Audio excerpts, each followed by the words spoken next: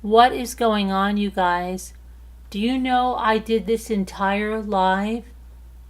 I did this entire live. I talked about every single case. Oh my gosh.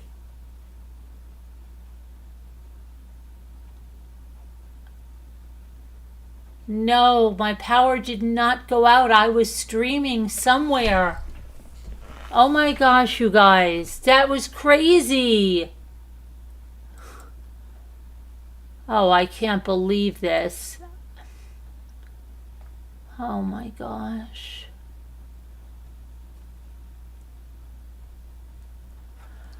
Okay. Let's do this again. This is crazy.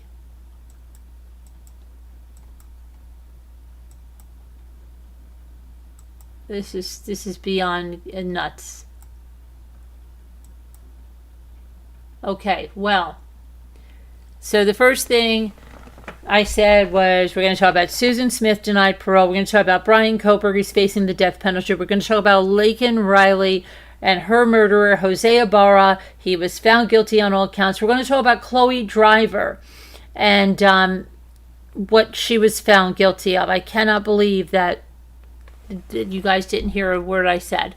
Anyway, what are we going to do? I just do it again. And it was a really good live that I just finished. I finished a really good live. Anyway, you remember the case of Susan Smith. Unless you've been under a rock, you will remember the case of Susan Smith. It was a horrific case. She took her children, Michael and Alex. She strapped them into car seats, and she drove out to John D. Long Lake in South Carolina, and then she got her car on this pier, the dock pier thing, and she let it roll off into the lake, drowning her two baby sons who were absolutely gorgeous. This case hit a lot of us like a ton of bricks back then. It hit me, it hit my mother very hard because my son, who was like right in the middle of the age of her two sons, my son was Michael Christopher Alexander. Her sons were Michael and Alex, Michael and Alexander. And, you know, in the beginning, she said she was carjacked. She said a black man did this, which just, you know, all the racial tensions and everything, she just played on that. And she made these pleas and all of that. But things started to fall apart rather quickly. And her husband, David, and her, they went, he was clueless. She was having an affair on him. It was this wealthy man. It was the son of a business owner. And anyway, he didn't want to have kids. He didn't want kids. So she wanted to be with him. Now they say, no, this isn't the case. Not the case, but yes, it is. Her lawyer says the case is that she was mentally ill, not that she wanted to be with a man and he didn't want children. Well, we know that's not the case. We saw the letters. We saw the actions that she took, and horrific actions. So today she sobbed in court, and let's talk about that. Hi, Christine. I cannot believe I did this whole live, but whatever. We'll do it again. I guess that was a dress rehearsal. All right.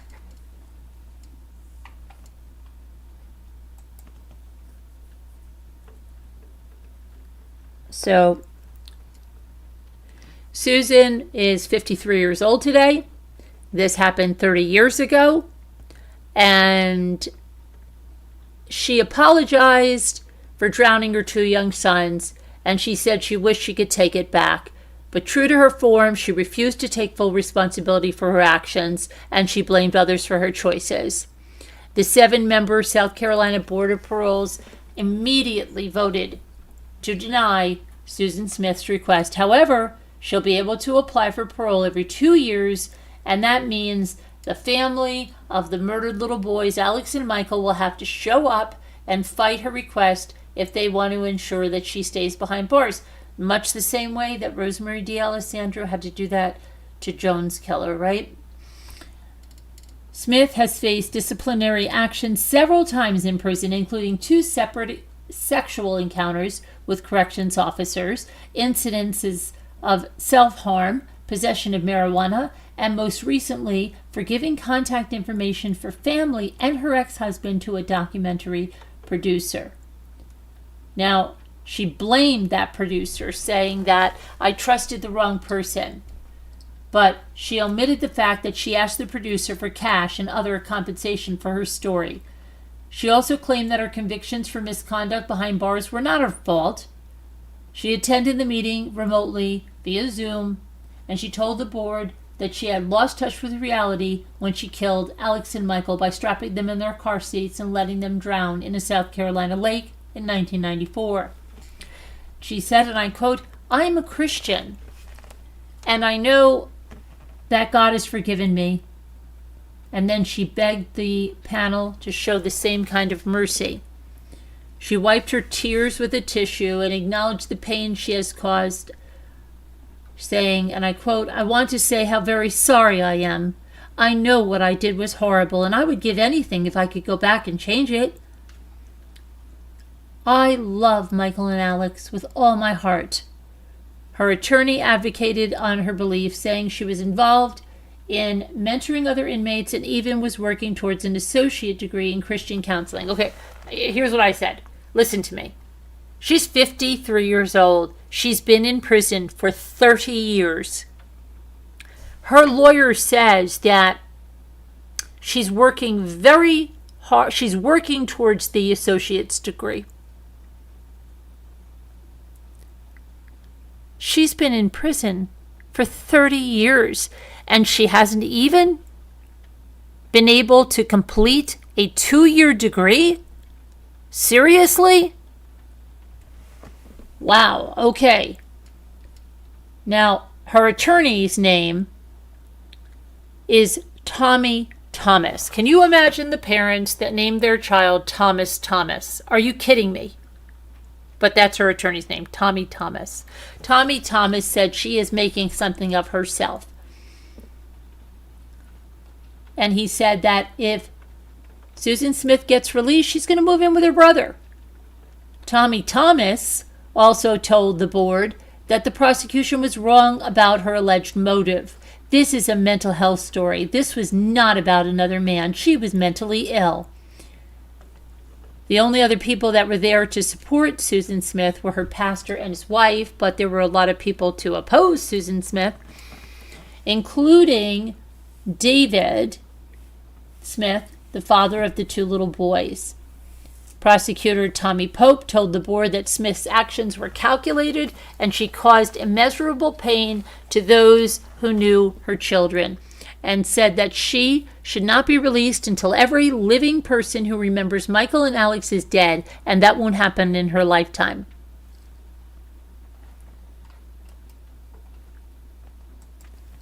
Now, if you remember, this was Susan Smith when she was giving press conferences with her then husband, and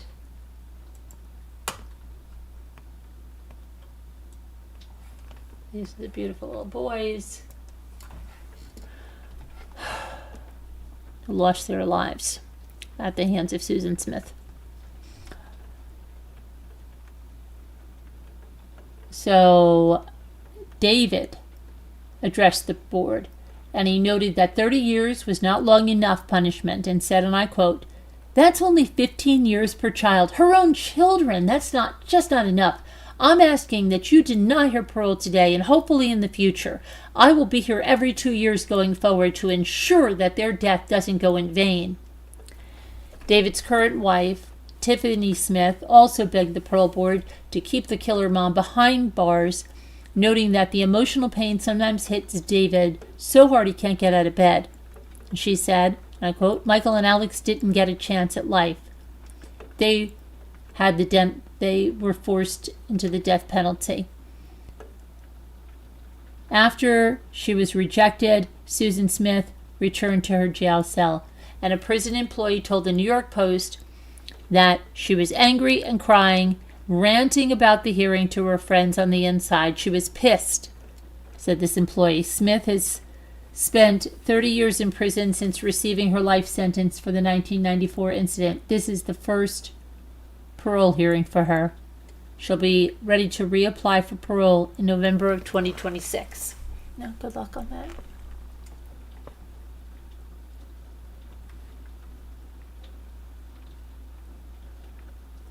Okay, so after Susan Smith, we then went to talk about Bryan Kohberger. He's going to be facing the death penalty.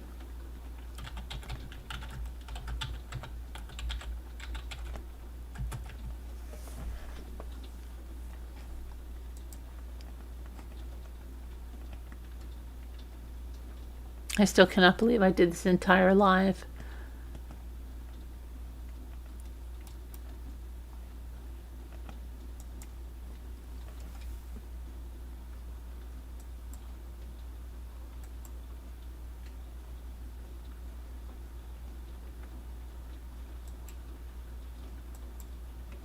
Okay, so here are the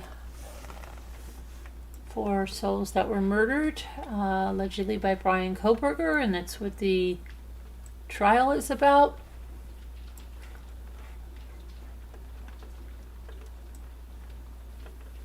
Come on, get over there. Why isn't this moving?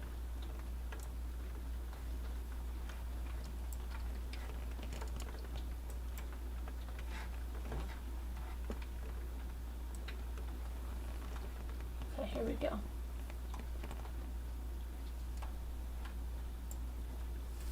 All right, so Bryan Kohberger can face the death penalty. The judge has ruled.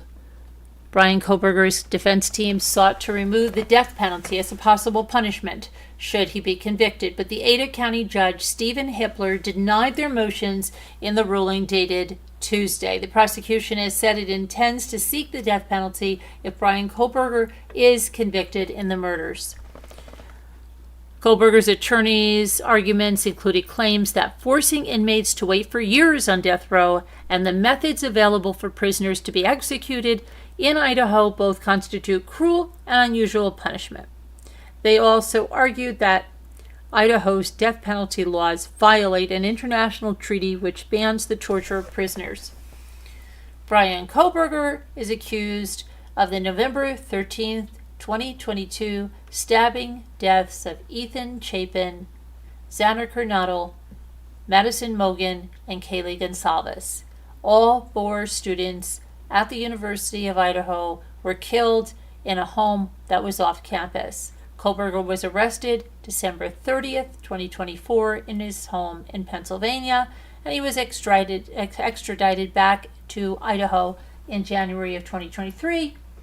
He is charged with 4 counts of first-degree murder. Bryan Kohberger did not respond when asked in court to enter a plea last year, so a not guilty plea was entered for him by the judge. He was booked into jail in Boise. He was moved. His trial was moved at the request of the defense. His trial is scheduled to begin in August of 2025.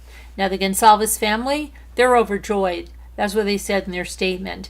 And they said they are overjoyed at the decision and criticized the judge who had been handling the case prior to the move to Boise, wasn't that John Judge, for failing to pronounce the victims' names correctly, laughing in the courtroom, and entertaining every absurd motion or argument the defense could muster.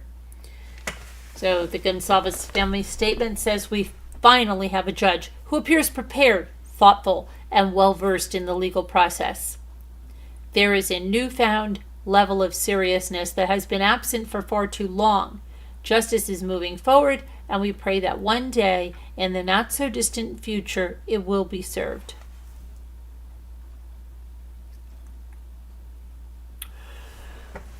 So that is that. Next up, we're going to talk about Laken Riley verdict. So we've got Susan Smith, got Bryan Kohberger. Now we're going to talk about Laken Riley.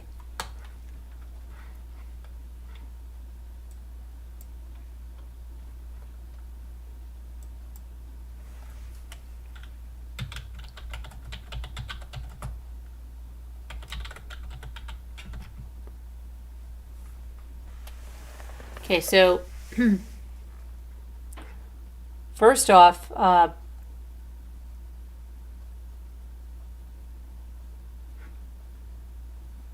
I read to you some of the victims' impact statements, but let's go on to this right now. And let's get that. See if I have that picture.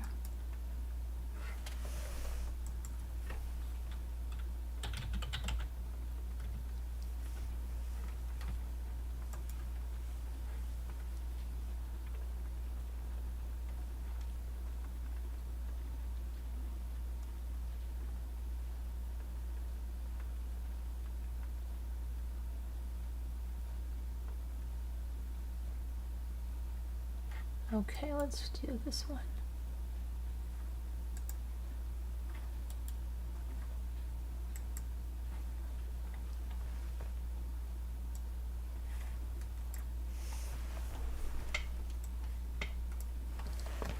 Okay.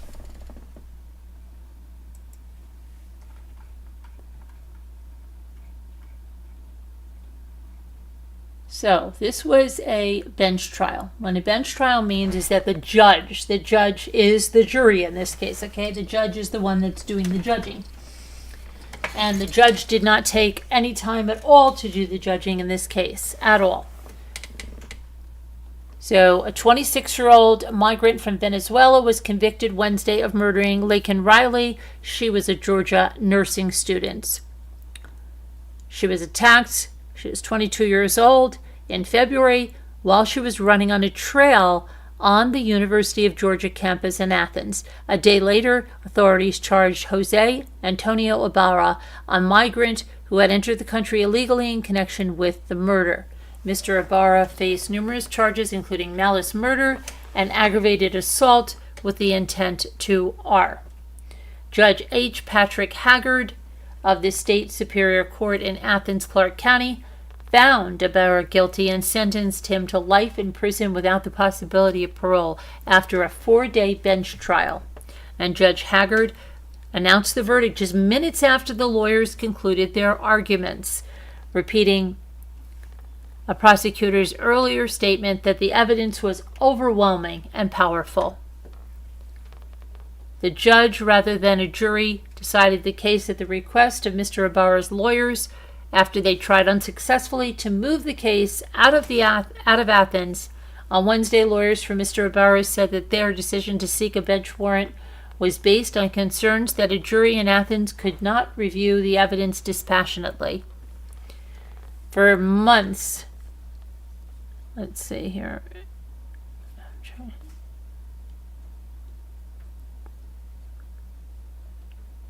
Prosecutors described a harrowing struggle as Miss Riley tried to fend off her attacker, that she sunk her fingernails into his arms and neck, which left deep scratches.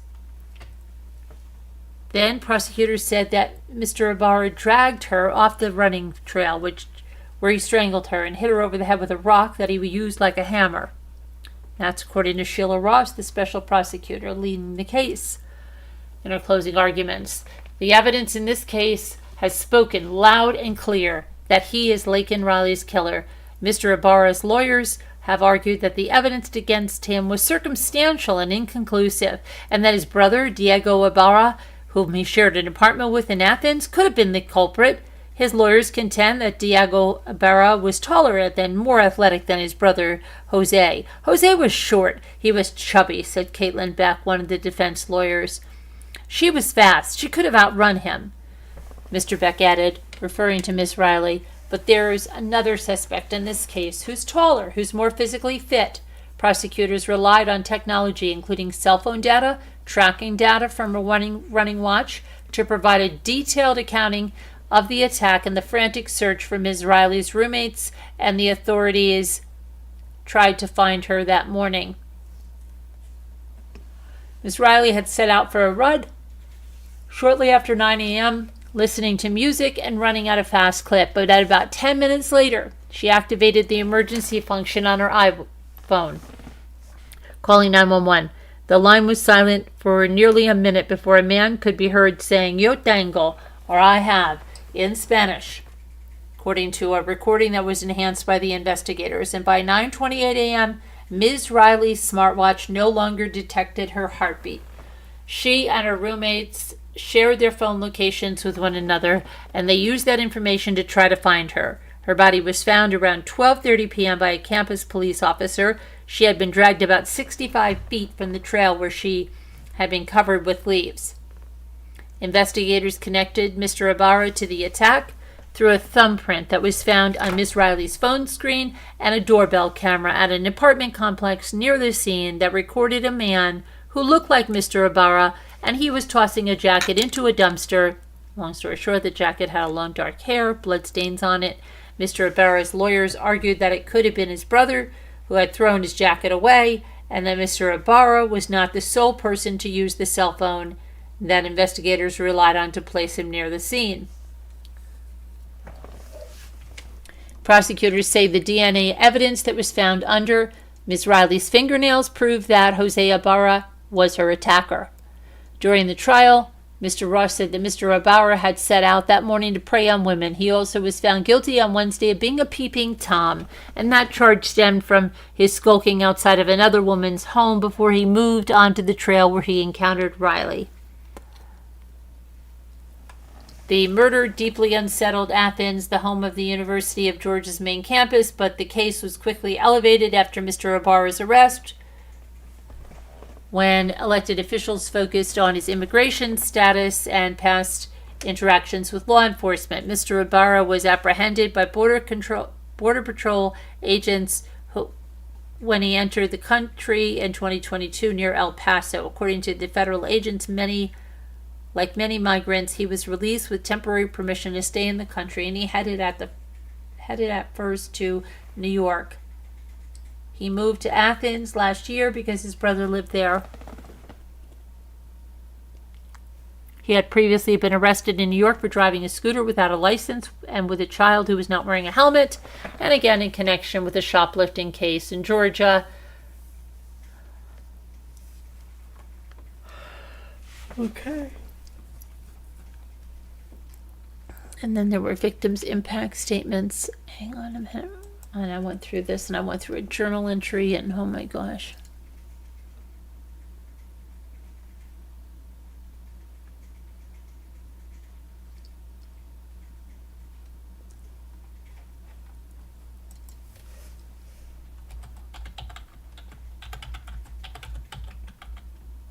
Okay. All right. Let me get to this.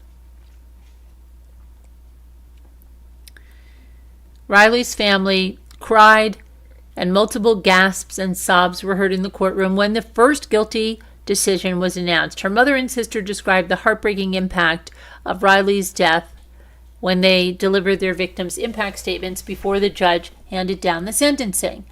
"This monster took away our chances to see Laken graduate from nursing school. He took away our ability to meet our future son-in-law. He destroyed our chances of meeting our grandchildren, and he took my best friend," said Riley's mother, Allison Phillips. "He ripped away every beautiful memory we will ever be able to make with her again," she said, while sobbing. Phillips described her daughter as smart, hardworking, kind, thoughtful, and most importantly, she was a child of God. Riley's roommate, Connolly Hulth, told Judge Haggard she lost the joy of running and is afraid to resume it. "I no longer run every day. I cannot imagine running when I am constantly looking over my shoulder in public, wondering if I'm next." As that sentence was read, Ibarra was mostly seen looking down. He has shown little emotion throughout the trial.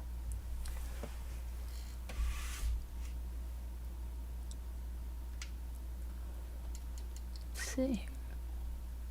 The father read some journal entry that Laken had written to a future husband. She said it was silly at first, but then she wrote this blog post, and that was, I believe that was in December, before she was murdered. Okay. Next, after that, we have Khloe Driver.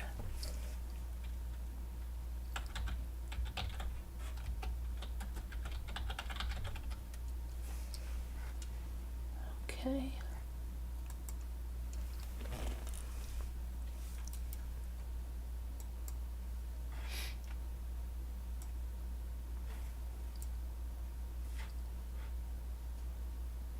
So Khloe Driver was found guilty Wednesday of murder, among other charges, for stabbing her 1-year-old, 13-month-old daughter in Cherokee County in 2020. Though through the verdict, it was acknowledged she was mentally ill at the time. 24-year-old Khloe Driver was a member of a cult when she killed her daughter on December 8th of 2020. Hannah Nicole Driver, who was fathered by a man in the group named Brian Joyce Benjamin, was 13 months old when she died.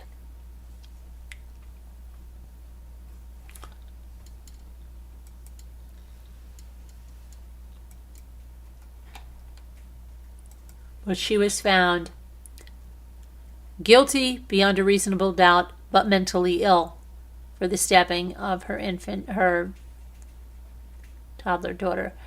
Now let's see. She was found guilty but mentally ill in malice murder, felony murder, cruelty to children, and aggravated assault. The DA's office says the verdict means the jury rejected her insanity defense and believes that she is responsible for murdering Hannah Driver. The Georgia Department of Corrections will be responsible for her mental health needs while she's incarcerated.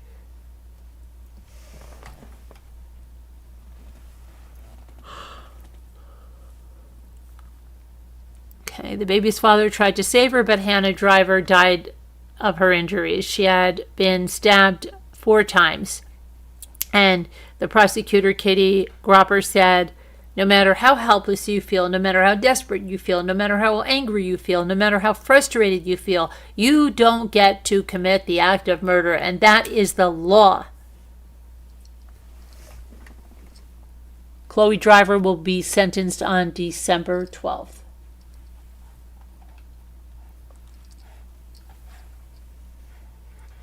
So now,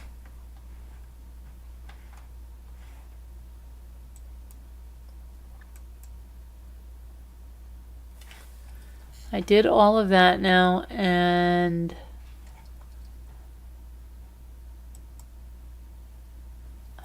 I don't know what else I was doing here. I'm just going to do word cookies and go to bed. It's been a long, long day, and wow, I just need to rest.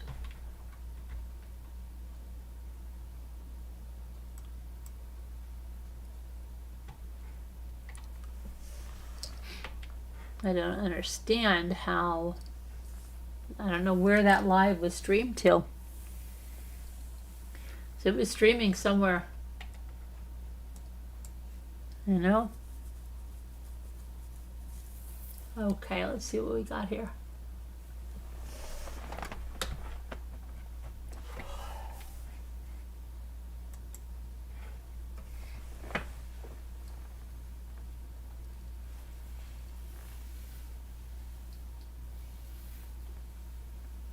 Okay.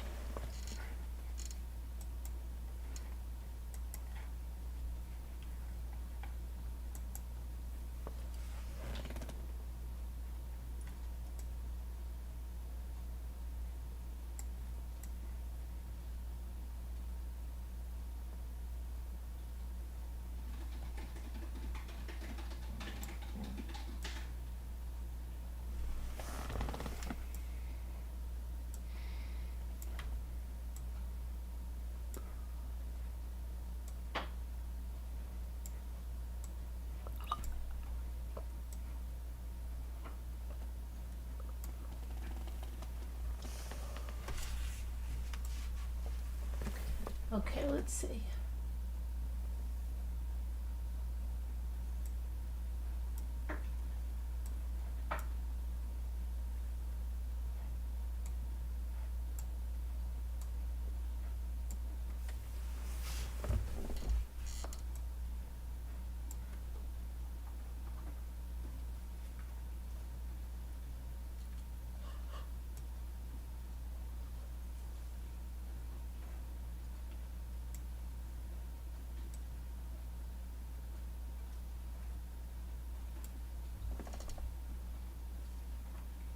What? Male? Gale? I tried that. I tried Gale. Male, okay.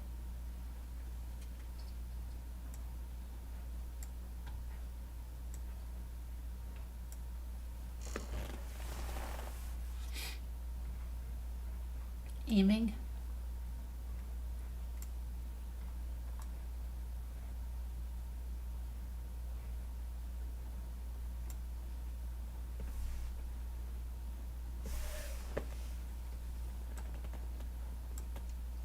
Yeah, okay.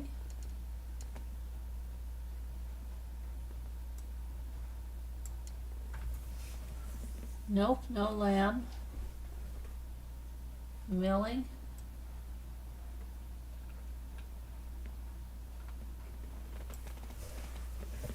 Very good. Christine. Ailing. Good. Jen. Oh yeah, Jen is always there right now when we're saying that.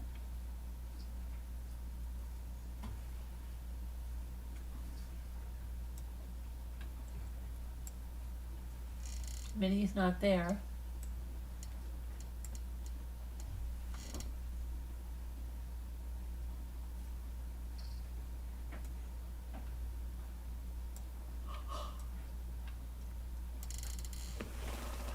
Okay.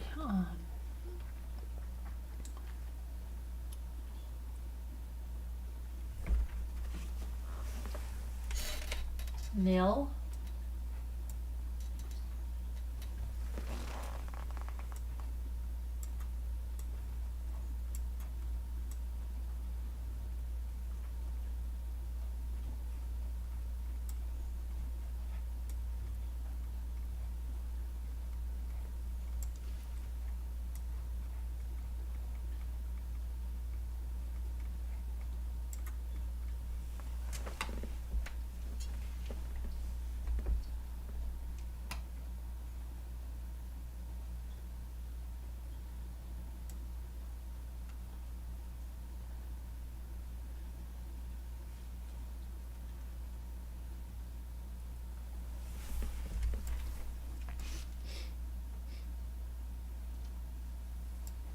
Align.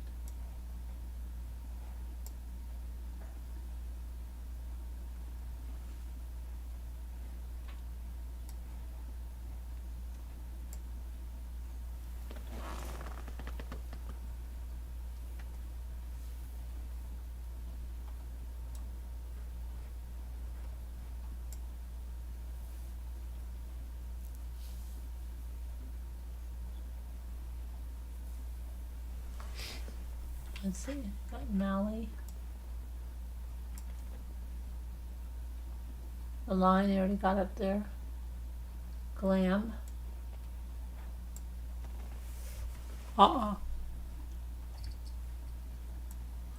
Main.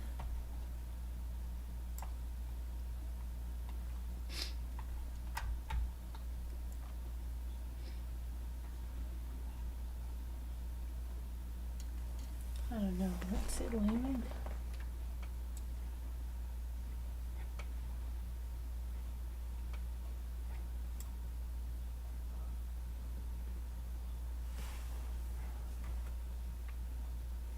Liming. Nope. And White Angel, good night. I gotta go down, track down your first live. Yeah, please find it for me, White Angel. All right. You know what, guys? I think I am gonna go to bed too. I did that whole live. I am so tired now. I'm so tired. I'll have to finish this, I don't know, some other time. I'll have to do this in the morning probably. I just need one more word. If anybody, let me see if we can just get this one other word. It might be this. There we go. I got it. All right, there we go. Now we can end on a good note. Okay, guys, I love you. God bless. Prayers, and we'll see you tomorrow. Bye-bye.